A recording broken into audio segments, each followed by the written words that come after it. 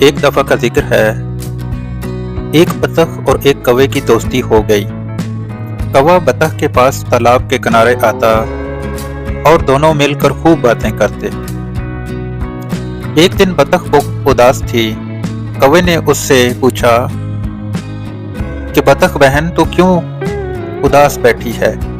بطخ نے بولا، میں اس طوطے کے بارے میں سوچ رہی ہوں جس نے مجھے آسمان سے نظر آنے والے مناظر سے آگاہ کیا ہے۔ اب میں سوچ رہی ہوں کہ میں کتنی بد نصیب ہوں کہ اللہ نے مجھے بطخ بنایا۔ سمندر کی زندگی کوئی زندگی ہے؟ کاش میں بھی ایک طوطا ہوتی اور آسمان کی سیر کرتی، درختوں پر بیٹھتی، واہ کیا مزہ آتا۔ کوے نے بطخ کی یہ بات سنی تو کہنے لگا، اللہ میاں نے کوئی چیز بیکار پیدا نہیں کی، تم ناشکری کیوں بن رہی ہو؟ پانی کی زندگی تو دیکھو، کیا مزیدار زندگی ہے۔ اگر آسمان سے زمین کا نظارہ دلکش پرکشش ہے تو تالاب کے اندر کے رہنے کا مزہ بھی کچھ کم نہیں ہے۔